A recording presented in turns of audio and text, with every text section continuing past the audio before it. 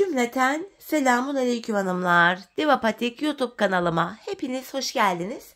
Bugün birlikte çok güzel bir çeyizlik 5 diş patik yapacağız. Ben patiğimde ana renk olarak krem kullandım. Desenlerim içinde sarı, tarçın ve yeşil olmak üzere 3 tane normal patikli ipim var. Şişlerim 3 numara. Modelim bu şekilde. Ön tarafı böyle desenli. Orta bölümleri ajur detaylı çok güzel bir model yaptım. Patiğimin şu ön desenini hanımlar Gülce Hobi sayfasından aldım. Birgül ablamdan aldım. Kendisi turnus işine uygulamıştı.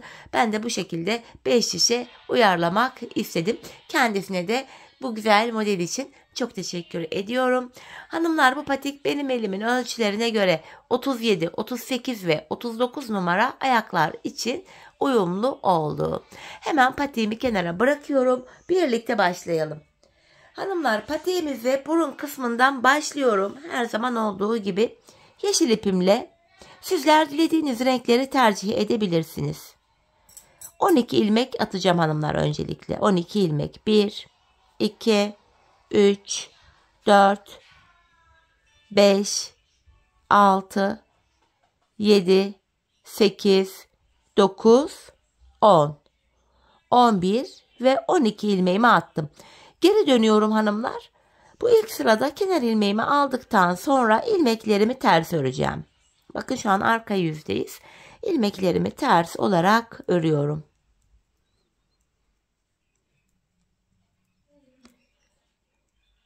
Ve sonuncu ilmeğimi de ters ördüm. Geri dönüyorum, ön yüzdeyiz. Artık tamamen düz örgü uygulaması yapacağım. 5'e de geçeceğim. Kenar ilmeğimden sonra ikinci ilmeğim 3, 4, 5, ilk 6 ilmeğimi ördüm. Kalan 6 ilmeğimi de ikinci şişim ile örüyorum. 12 ilmeğimi 6'şar 6'şar 2 şişime paylaştırdım. Şimdi hiç geri dönmeden ilk başladığımız yerlerden ilmekler çıkaracağız. 3. şişimize ilk ilmeğimi hemen şu kenara gelerek çıkartıyorum. Şöyle ilmek çıkartabilmek için hanımlar tığımdan yardım alacağım. Başlangıç yerlerine ilmeğin iki kanadına birden girerek ilmeğimi çıkartıyorum. 3. şişime takıyorum. Bakın şu 3. şişimde 3 ilmeğim oldu. Şu 4, şu 5, şu da 6. Kalan 6 ilmeğimi de 4. şişime takacağım. Şu 1. ilmeğim, şu 2. ilmeğim, 3, 4, 5 ve hemen şu kenara girerek bir ilmek de buradan çıkarttım, 6. 4 şişimde de hanımlar 6'şer ilmeğim oldu. 5. şişimi aldım, örmeye başlıyorum. Hanımlar bir sıra ilmeklerimi düz öreceğim. 5 şiş patikte bir sıra dediğimiz olay şudur. 4 şişimizdeki ilmeklerimizi de örüp tamamlayınca bir sıra örmüş oluyoruz. 2. şişime geldim. Buradaki 6 ilmeğimi de yine düz öreceğim. Boş olan şişimiz ile sıradaki şişteki ilmekleri örüyoruz. 5 şiş patik böyle dolana dolana örülüyor. 3. şişime geldim. Yine buradaki ilmeklerimi de örüyorum. 5 şiş patik aynı yönde örülüyor hanımlar. Şöyle 4. şişime geldim. Buradaki 6 ilmeğimi de örüyorum. Böylece bir sıra örmüş oluyoruz. Şimdi tekrar ilk şişimdeyim hanımlar. Artık artırmalarımıza başlayacağım. Patik borumuza şöyle baktığımızda artırma işlemini şu sağ ve sol kenardan yapıyoruz. Ortalardan artırma yapmıyoruz. Şimdi ilk şişimdeyim. Kenarımız hemen başta. 2 ilmek örüyorum. Ardından 2. ilmeğimin altındaki hemen şu ilmeğimin kenarına girdim. Buradan aldığım ilmeğimi örüyorum. Artırmamı yaptım. Kalan 4 ilmeğim de yine düz örülüyor. 1. şişimde 7 ilmek oldu. 2. şişime geldim. Kenarımız sol tarafa düşüyor bu defa. Son 2 ilmeğim kalana kadar örüyorum. Sondan 2. ilmeğimin altına girdim ve buradan aldığım ilmeğimi de düz ördüm. Kalan 2 ilmeğim de düz örülüyor. Burada da 7 ilmeğimiz oldu. 3. şişime geldim. Kenar hemen başta. 2 ilmek örüyorum. 2. ilmeğimin altına girdim. Buradan aldığım ilmeğimi de düz ördüm. Kalan 4 ilmeğimi de yine düz örüyorum. İlk 3 şişimde 7'şer ilmeğim oldu. 4. ve sonuncu şişimdeyim hanımlar. Kenar solda. Son 2 ilmeğim kalana kadar öreceğim. Ve sondan 2. ilmeğimin altına, yani şuraya girerek buradan aldığım ilmeğimi de düz ördüm. Kalan 2 ilmeğimi de örüyorum. 4 şişimizde de 7'şer ilmeğimiz oldu. Bir sıra artırma yaptık hanımlar. Şimdi tekrar ilk şişimdeyim. Bir sıra artırma yapmadan 4 şişteki 7 ilmeği de düz öreceğim. 5 şiş patik burnunda bir sıra artırma yaparken bir diğer sıra artırma yapmıyoruz.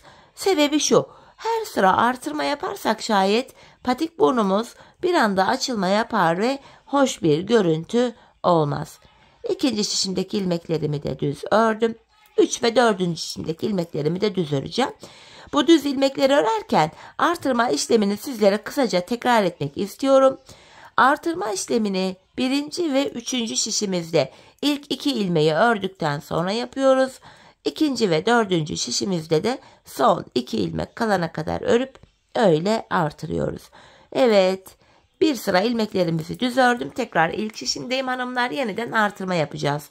Hemen ilk şişimdeyim. Kenarımız başta. 2 ilmek örüyorum. Ardından 2. ilmeğimin altına girdim. Buradan aldığım ilmeğimi de düz örüyorum. Kalan ilmeklerim yine düz örülüyor. Böylece 1. şişimde 8 ilmeğim oldu. 2. şişime geldim hanımlar. Kenarımız solda. Son 2 ilmeğim kalana kadar öreceğim. Sondan 2. ilmeğimin altına girerek buradan aldığım ilmeğimi de düz örüyorum. Kalan 2 ilmeğimi de ördüm. 3. şişime geldim. Kenar baştan. İlk 2 ilmeğimi ördüm. Ardından 2. ilmeğimin altına girerek buradan aldığım ilmeğimi de yine düz örüyorum. Kalan 5 ilmeğim düz örülüyor. İlk 3 şişimde 8'er ilmeğim oldu. 4. ve sonuncu şişimdeyim. Kenar sol tarafta. Son 2 ilmeğim kalana kadar öreceğim. Sondan 2. ilmeğimin altına girdim ve buradan aldığım ilmeğimi de düz örüyorum. Kalan 2 ilmeğimi de ördüm. 4 şişimizde de 8'er ilmeğimiz oldu.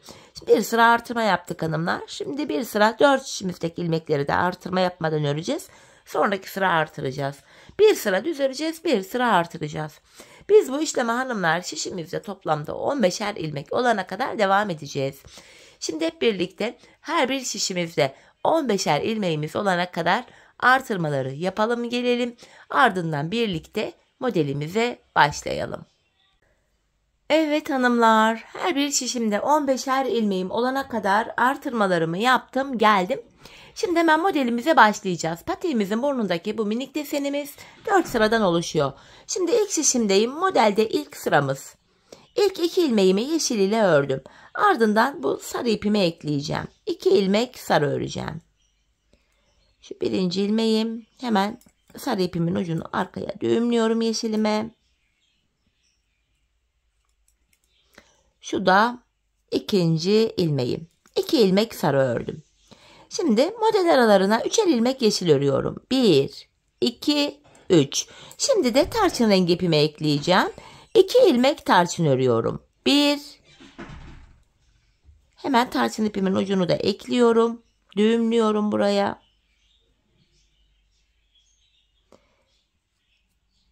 Şu 2. tarçın ilmeğim. Hanımlar, model aralarına 3'er tane yeşil öreceğiz. Sarıyı şöyle yeşilin üstünden atlatarak yaklaştırdım. 3 ilmek yeşil örüyorum. Şimdi sırasıyla 3 yeşil 2 sarı, 3 yeşil 2 tarçın olacak şekilde ilmekleri öreceğiz. Şimdi 2 tane sarı öreceğim. 1, 2. Tekrardan 3 tane yeşil. Bakın hanımlar, şöyle ipleri atlatarak götürüyorum, yakınlaştırıyorum. 3 yeşil 1. İkinci şişten devam ediyorum. 2. 3. yeşilim. Şimdi sırada tarçın ilmeklerim var. 2 ilmek tarçın öreceğim. Tekrar 2 ilmek sarı. Bakın şöyle sarıyı yaklaştırdım. Şöyle 3 ilmek yeşil. 2 tane sarı. 3 yeşil 2 sarı. 3 yeşil 2 tarçın olacak şekilde ilmekleri örüyoruz. 3 yeşilimi ördüm. Tekrardan tarçınımı alıyorum. 2 ilmek tarçın.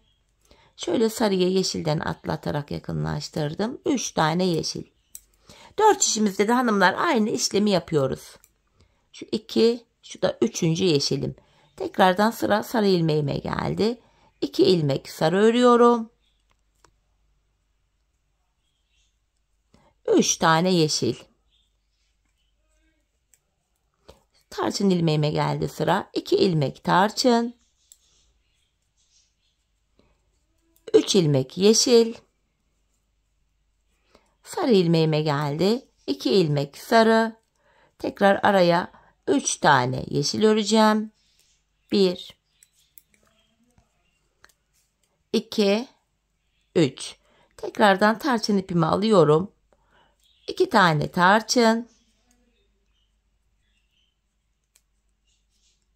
3 tane yeşil öreceğim. Bakın ipleri atlatarak yaklaştırarak götürüyorum. 3 tane yeşil. Tekrar sarıya geldim. 2 tane sarı. 3 tane yeşil. Yeniden tarçını aldım. 2 ilmek tarçın. Ve son 1 ilmeğimi yeşil ile örüyorum. Şöyle sarıyı yaklaştırarak getirelim hanımlar. Bu şekilde. Modelimizde ilk sıramızı tamamladık. Şimdi geldik modelde ikinci sıramıza hanımlar. İkinci sıramızda ilk şişimdeyim. Şöyle ilmeğimi yarım almışım. Burada hemen düzelteceğim. Şöyle. Modelde ikinci sıramız yapacağımız işlem şu. İpler de karıştı. İlk ilmeğimi yeşil ile ördüm. Şimdi hanımlar buraya 4 ilmek sarı öreceğim. 4 ilmek sarı. 1, 2, 3, 4. Hanımlar artık model aralarında birer tane yeşilimiz var. 4 sarı. Bakın ilk ilmeği yeşil ile ördüm. 4 sarı 1 yeşil. 4 tarçın 1 yeşil. Bu şekilde devam edecek. 4 ilmek tarçın. 1 ilmek yeşil. Sarı ipimi alıyorum. Hemen şuradan. 4 ilmek sarı. İkinci şişimden devam edeceğim. 1 ilmek yeşil. Şimdi tarçın rengi ipime geçiyorum. 4 ilmek tarçın öreceğim. 1, 2, 3, 4. Model aralarında birer ilmek yeşilimiz var. Tekrar sarı ipimi aldım. 4 tane sarı. 1 ilmek yeşil. Tekrar tarçın rengi ipimi alıyorum. 4 ilmek tarçın. Üçüncü şişime geldim. Model arası için 1 ilmek yeşil. Tekrardan sarı ipimi alıyorum. 4 tane sarı. 2, 3, 4. 1 ilmek yeşil öreceğim şimdi. Şimdi de tarçın rengi ipimi alıyorum. 4 tarçın. 1 yeşil. Şimdi sarı ipime geçiş yapıyorum. 4 sarı. Araya 1 yeşil öreceğim. 1 ilmek yeşil. Devam ediyorum. Bu defa tarçın rengi ipimi alıyorum. 4 ilmek tarçın örüyorum. 1, 2, 3, 4. Model arası için 1 ilmek yeşil. Tekrar sarı ipimi aldım. 4 tane sarı. Model arası için 1 ilmek yeşil. Ve tekrardan tarçın ipimi alıyorum. Son 4 ilmeğimi tarçın rengi ipim ile örüyorum hanımlar. Modelin ikinci sırasını tamamladık. Hanımlar geldik şimdi modelde 3. sıramıza. Artık yeşil ipimi şöyle keseceğim hanımlar. Şöyle yeşil ipimizi çekiyorum. Yeşili kullanmayacağız. Yeşil olan ilmeklerimizi bu sıramızda krem ile öreceğiz hanımlar. Yeşil ipin ucunu şuraya geldiğimizde düğümleyeceğiz. Ya da hemen şu sarı ipim var burada yanında. Hemen düğümleyelim. Sökülmesin ilmeğimiz sonra. Şöyle. Şimdi ilk şişimde modelde 3. sıradayım. Bu sıramızda hanımlar yeşil olan ilmeklerimi artık kremle öreceğim. İlk ilmeğimi krem ile örüyorum. Yeşil olan ilmeğimi. Şöyle. Bunu krem ile şöyle ördüm.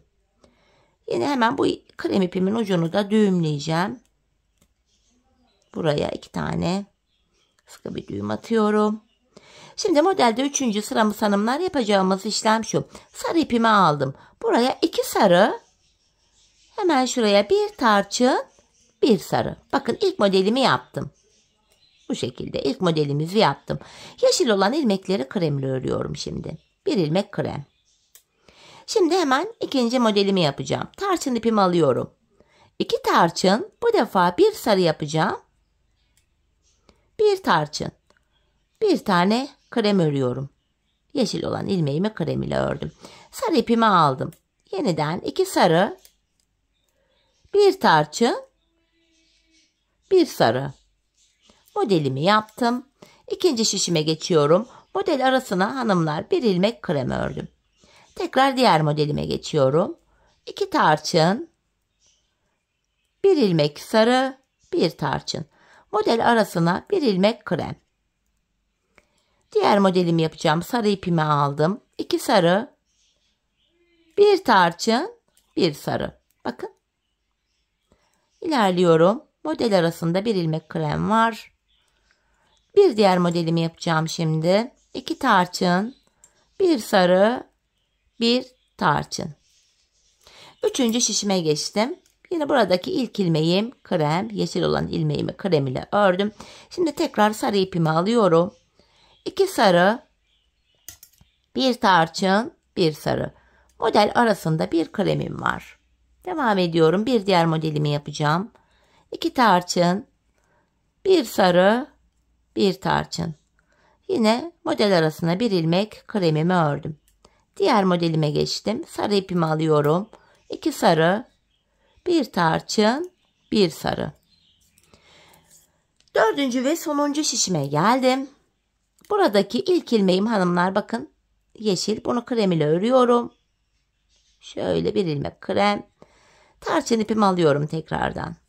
Buraya 2 tarçın, bir ilmek sarı, bir tarçın ördüm. Model arasına hanımlar bir tane krem örüyorum yine. Tekrar sarı ipimi aldım. 2 sarı, bir tarçın. Hemen tarçın ipimi alacağım. Bir sarı. Model arasında bir tane kremim var. Sonuncu modelimi yapacağım. İpimin şurasında da tüy var. Bunu da alalım. Sonuncu modelim. 2 tarçın,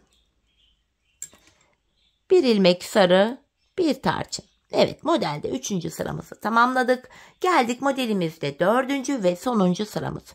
Krem ipimi alıyorum. Hanımlar ilk 2 ilmeğim krem. Buraya 2 ilmek sarı öreceğim. 1, 2. Hanımlar model aralarına 3'er tane krem örüyoruz. Bakın. Modelin ilk sırasında olduğumuzu düşünelim. Model aralarına 3'er yeşil örmüştük. Şimdi 3'er krem örüyoruz. Tarçın ipimi aldım. 2 tarçın. Tekrar krem ipimi alıyorum. Sarıyı atlatarak yaklaştırdım. 3 krem. 2 sarı. Tekrardan 3 tane krem öreceğim. 1, 2, 3. 3 krem, 2 tarçın. Tarçın ipimi alıyorum. Buraya 2 ilmek tarçın örüyorum. Model aralarında hanımlar şöyle 3'er tane kremimiz var. İpleri arkadan atlatarak yaklaştırıp getiriyorum. Şimdi buraya 2 sarı öreceğim. 1, 2. Tekrardan model arası için 3 tane krem. Şimdi de 2 ilmek tarçın öreceğim. Şu birinci, şu da ikinci tarçın ilmeğim. Yeniden kremimi aldım. 3 ilmek krem. Evet, 3. şişime geldim. Şu ikinci krem ilmeğim, şu da 3. Buraya hanımlar şimdi de 2 tane sarı örüyorum. 1, 2. Tekrar şöyle tarçını yaklaştırdım. 3 tane krem. 2 tarçın. Yine model arasına 3 tane krem. 2 ilmek sarı.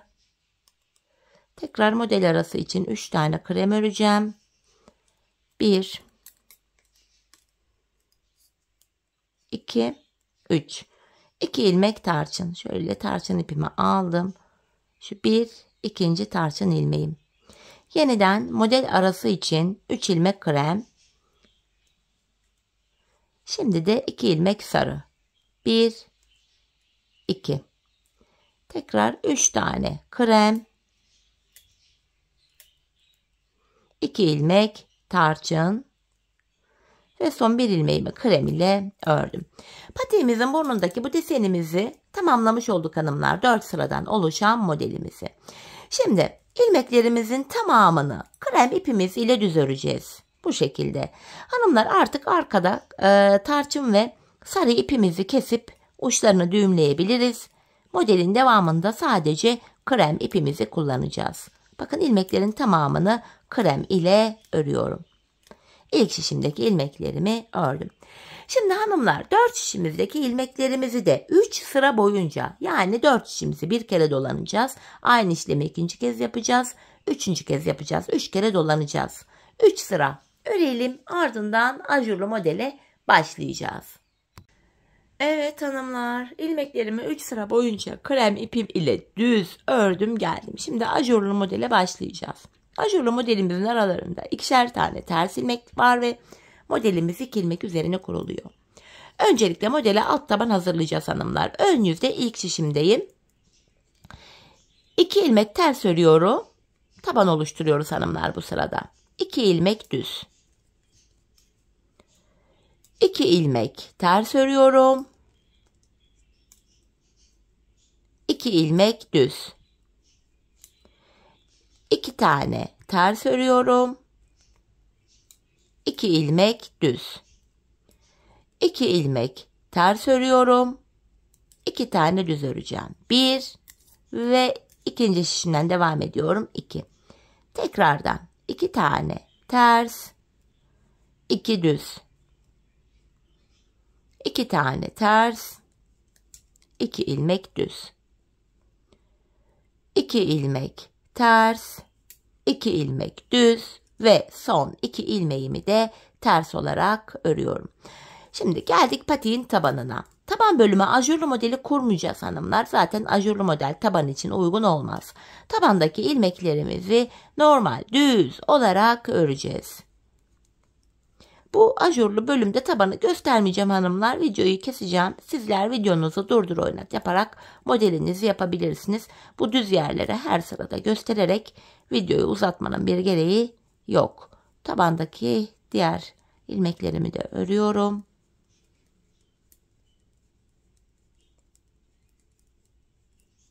Evet, tekrar ilk şişime geldim. Şimdi ajurlu modeli kuracağız. 2 farklı şekilde kuruluyor. Şimdi ilkini yapacağız. Öncelikle şu 2'şer ilmek terslerim var. Model bitene kadar bunları ters örüyorum. Bakın ilk 2 ilmeğimi ters ördüm. Bakın 2 düz ilmeğim var. Şöyle ajur yapacağım. İpimi şişime doluyorum. Öndeki 2 ilmeğimi kestim. Olay bu. Aralardaki 2 tersimizi ters örüyoruz. İpimi şişime doladım. Öndeki 2 ilmeği keserek ördüm. Yani sola doğru kesim yapıyoruz. Aralardaki 2 ters ilmek ters örülüyor. İpimi şişime doladım. Öndeki 2 ilmeği kesiyorum. Aralara 2 ilmek ters örüyoruz. Tekrar ipimi şişime doladım. Öndeki 2 ilmeği keseceğim. 2 düz ilmeği. Bakın ikinci şişimdeki düz ilmeği de yine ilk şişime alarak kesimi burada yapıyorum.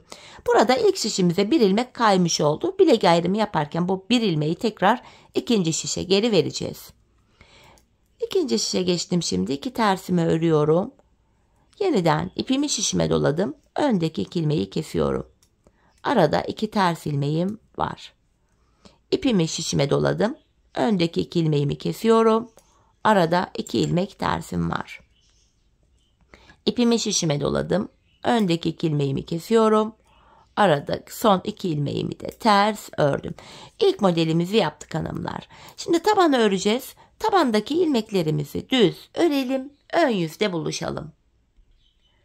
Tabanımızı ördüm hanımlar. Ön yüzdeyim. Şimdi bir önceki sırada ilmeklerimizi ajur yapmıştık. Model kurulumu yapmıştık. Bir sıra model kuracağız. Bir sıra gördüğümüz gibi öreceğiz. Bakın 2 ters ilmeğimi yine ters örüyorum.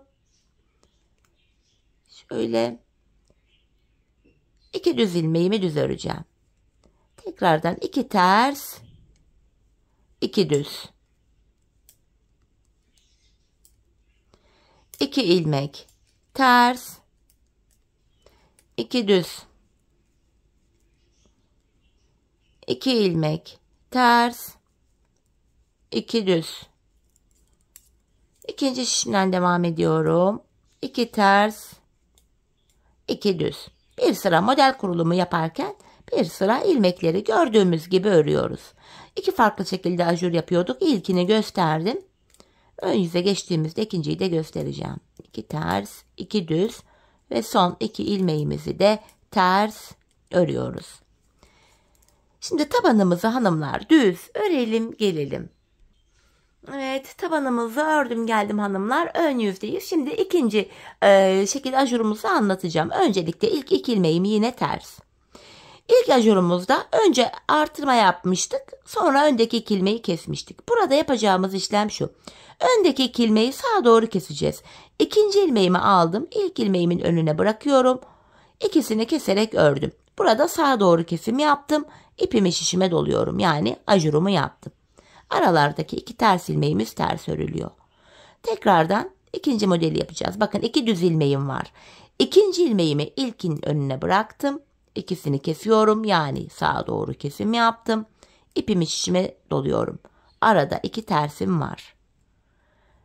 Diğer modeli yapacağım. Yine ikinci ilmeği ilkin önüne getirip ikisini kesiyorum. Ajurumu yapıyorum. Arada 2 ters ilmeğim var. Tekrardan öndeki 2 ilmeğimi sağa doğru kesim yapıyorum. Ve ipimi şişime doladım. Yani ajurumu yaptım. İkinci şişimdeyim. Hemen 2 tersimi örüyorum. Tekrardan burada da ikinci ilmeğimi ilk ilmeğimin önüne getirip ikisini kestim. İpimi şişime doluyorum. Arada 2 ters ilmeğim var. Yine sağa doğru kesim yapıyorum. Ve ipimi şişime doladım. Arada 2 ilmek tersim var.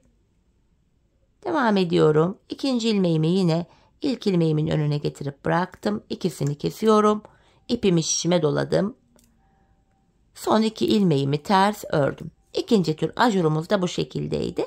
Yine tabanımızı örelim gelelim. Evet hanımlar, tabanımı ördüm geldim. Tekrar ön yüzdeyim. Bir önceki sırada yine model yapmıştık. Bu sırada ilmekleri gördüğümüz gibi örüyoruz. 2 ters, 2 düz. 2 ters, 2 düz. 2 ilmek ters, 2 ilmek düz. 2 ters, 2 düz. Diğer şişimde de yine aynı şekilde devam edeceğim. 2 ters, 2 düz. Sıra sonuna kadar gideceğiz bu şekilde. Ve son 2 ilmeğim ters. Tabanımızı örelim gelelim. Evet hanımlar, tabanımı ördüm. Yeniden ön yüzdeyiz. Şimdi tekrar ajurumuzu yapacağız. Ajurun birini önce artırma yapıp sola doğru kesim yaparak yapıyorduk. Diğerini de ikinci şekilde ajurumuzu da önce sağa doğru kesim yapıp sonra ajur yapıyorduk. Şimdi tekrar ilk modele döndük. İlk ajura. Yine 2 tersimi ters örüyorum. İlk modeli nasıl yapmıştık? İpimi şişime doluyorum. Öndeki 2 ilmeği kesiyorum. Sola doğru kesim yaptım. Bu şekilde. Sırasıyla bu şekilde modelimizi yapıyoruz hanımlar. Aralardaki 2 ters yine ters örülüyor. Artırmamı yapıyorum. Öndeki 2 ilmeği kestim. Yine 2 ters ilmeğimi örüyorum. Artırma yaptım. 2 ilmeği kesiyorum. Aradaki 2 ters ilmeğim ters örülüyor. Artırma yaptım.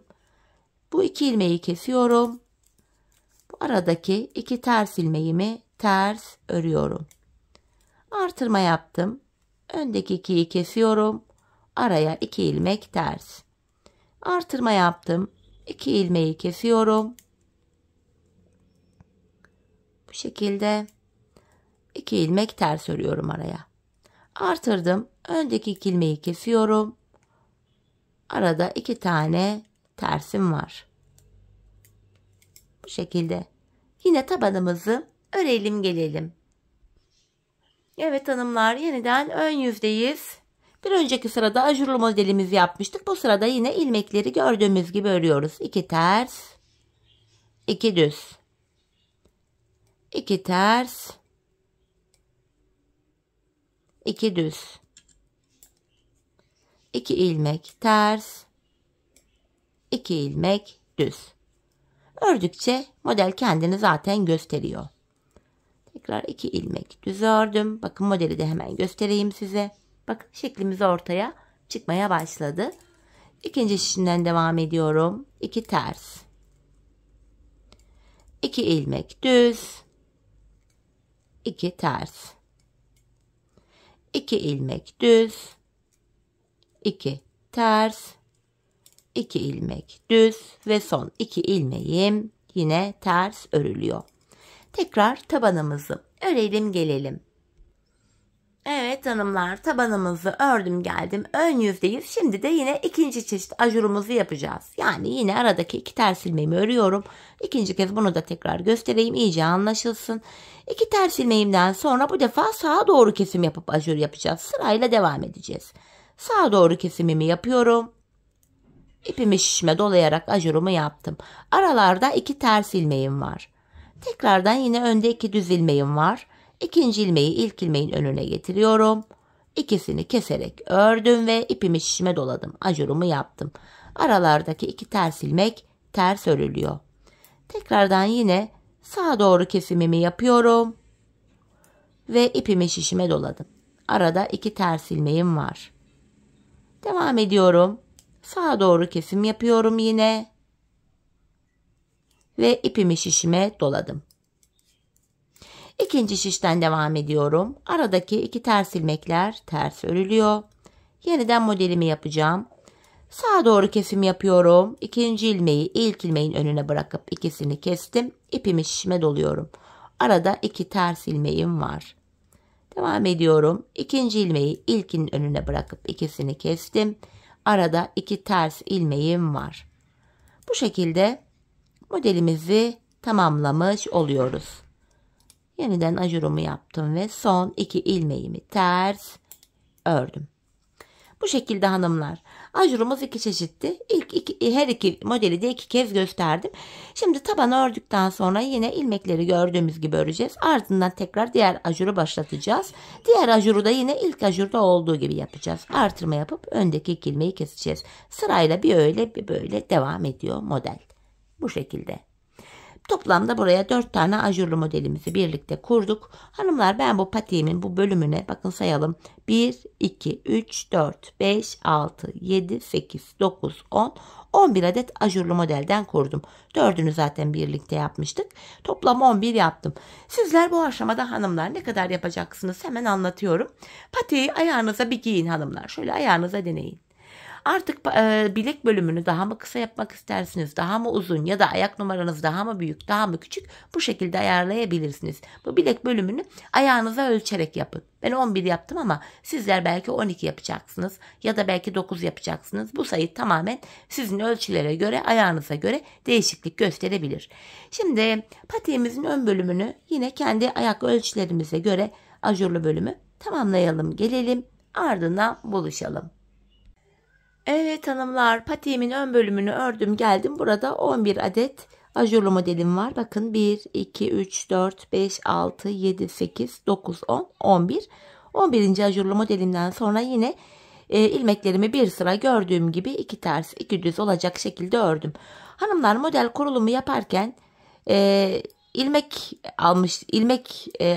almıştık ikinci şişimizden. Bu ilmeği tekrar veriyorum.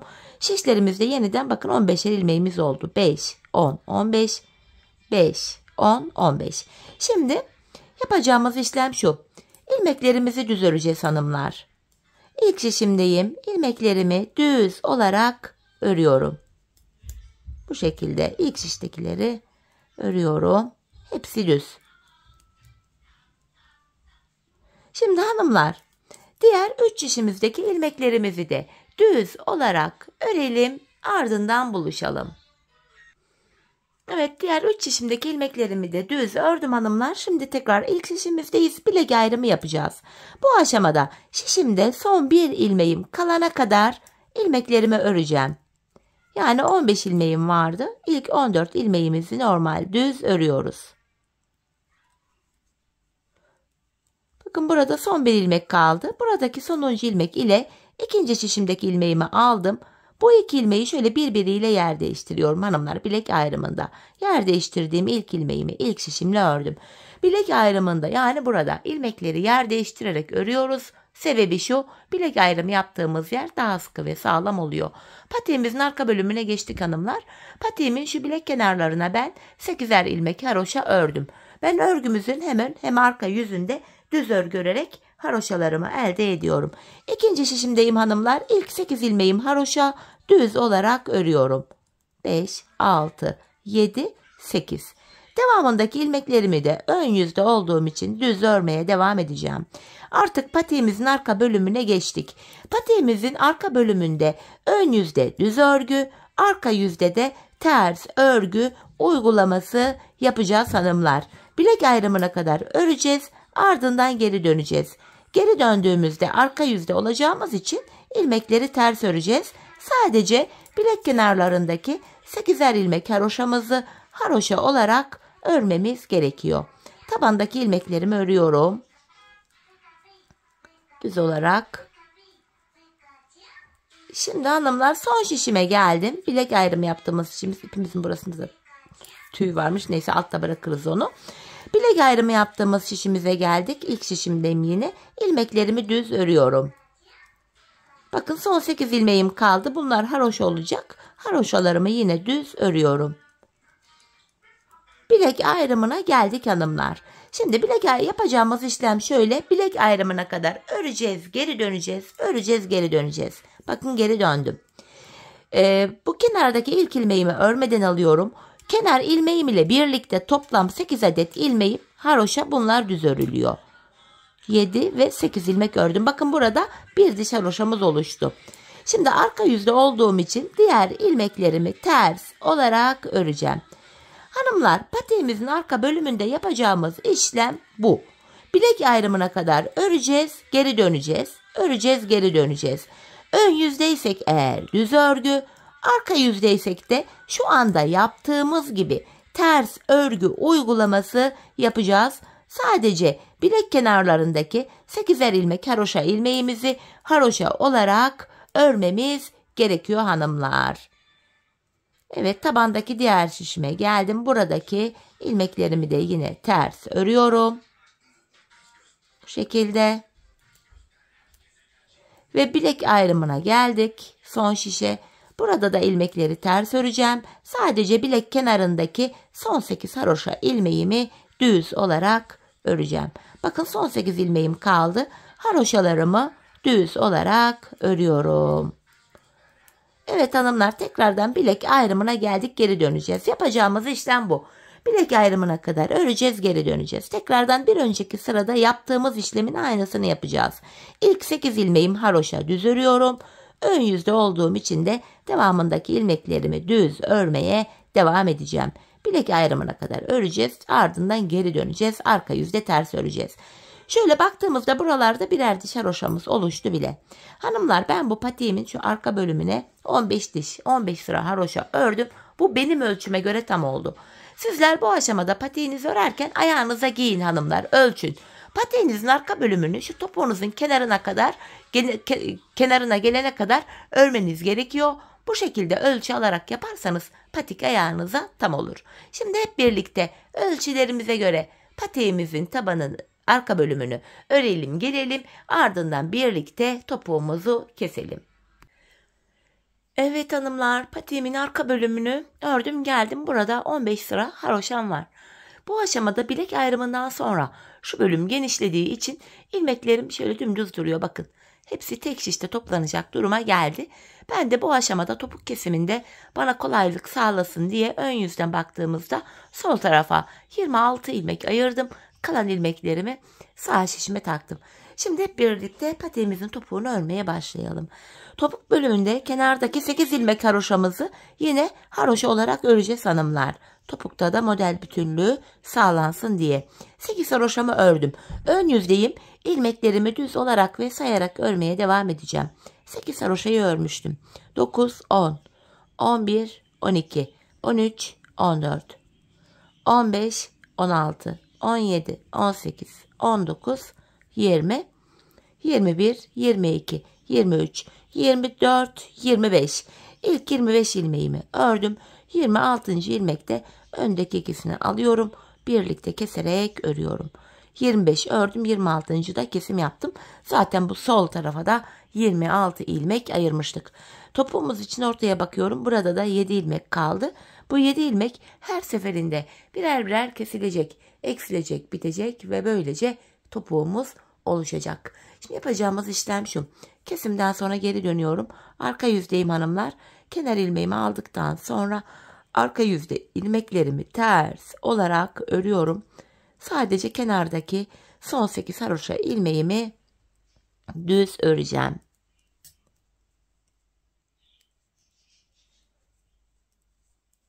Bakın son 8 haroşama geldim. Düz olarak örüyorum haroşalarımı.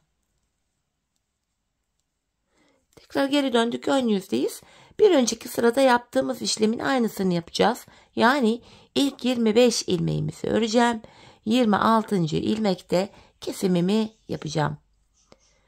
8 ilmeğimi ördüm. 9, 10, 11, 12, 13, 14, 15, 16, 17, 18, 19, 20, 21, 22, 23, 24, 25. 26. ilmekte öndeki ikisini tekrar kesiyorum. İkinci kesimi de yaptık. Şimdi araya bakıyoruz hanımlar. Bir önceki sırada 7 ilmek vardı. Şimdi 6 ilmek kaldı. Şimdi kesim yaptık. Yine geri döneceğiz. Arka yüzde ilmekleri öreceğiz. Ön yüzde tekrar 25 örüp 26. da kesimi yapacağız. Biz bu kesme işlemine aradaki 6 ilmek bitene kadar devam edeceğiz. Şimdi hep birlikte topuğumuzu tamamlayalım. Sonrasında buluşalım. Evet hanımlar, topuğumuzu ördüm ve geldim. İlk başta şu sol tarafa 26 ilmek ayırmıştım. Kesimlerden sonra sağda da 26 ilmek kaldı. Şimdi patiğimizin düz tarafı içeride, ters tarafı da dışarıda olacak şekilde ikiye katladım. Şimdi tığ ile kesimimizi yapacağız hanımlar. İlmeklerimizi toplayacağız. İlk kesimim şöyle. Benden taraftaki şişten bir ilmek, ikinci şişten de bir ilmek aldım. İkisini topluyorum. Diğer kesimlerimi de şöyle yapıyorum. Benden taraftaki şişten bir ilmek, ikinciden de bir ilmek aldım. İkinci ilmeği ilkinin içinden geçirip tığımdaki ilmekleri topluyorum. Benden taraftaki şişten bir ilmek, ikinciden de bir ilmek aldım. İkinci ilmeği ilkinin içinden geçirdim. Tığımdaki ilmekleri topluyorum. Karşılıklı olarak şişlerimizden birer tane ilmek alıyoruz ve ikinci şişten aldığımız ilmeği ilk şişten aldığımız ilmeğin içinden geçiriyoruz. Tığımızdaki ilmeklerimizi topluyoruz hanımlar. Bu şekilde kesimimizi yapıyoruz. Her iki patiğimizin topuğu da aynı yöne, aynı şekilde kesilecek. Şimdi kalan ilmekleri de aynı şekil keselim, gelelim. İlmeklerimi kestim hanımlar. Şişlerimde son birer ilmeğim kaldı. Önce benden taraftaki, sonra ikinci şişimdeki ilmeğimi tığıma alıyorum. Bakın tığımda 3 ilmek oldu. Üçünü birden topladım. Buraya 2 tane de zincirimi çektim ve ipimi kesiyorum. Hemen ipimizin ucunu gizleyelim. Patiğimiz bu kadardı hanımlar. Böylece tamamladık. Şöyle zincir tekniğiyle düğümleyerek ipimin ucunu da arka ilmek aralarına gizliyorum. Evet. Bakın hanımlar, topuğumuz şöyle. Ayağa gelince şöyle açılıyor. Gayet temiz, güzel bir görüntüsü var. Bu tarz topuk kesiminin. Evet, patiğimiz görüntü itibariyle şöyle hanımlar. Hemen bir de manken ayağıma giydireyim. Bir de ayaktaki duruşuna bakalım modelimizin. Çok güzel, örmesi zevkli, kolay bir modeldi. Ben çok beğenerek, çok severek yaptım. Umarım sizler de benimle birlikte beğenerek, severek yaparsanız, yapacak olanlara da şimdiden kolay gelsin diyorum. Evet hanımlar. Modelimizin mankendeki duruşu da bu şekilde gördüğünüz gibi çok güzel, çok şık, çeyiz içinde oldukça uygun. Patiğimizin tabanı, topuğumuz, modelimiz bu. Evet hanımlar, yine birlikte güzel bir modelin daha sonuna geldik. Umarım sizlere faydalı, hoş bir video olmuştur. Yeni modellerde, yeni videolarda buluşmak dileğiyle. Şimdilik hoşça kalın, sağlıcakla kalın.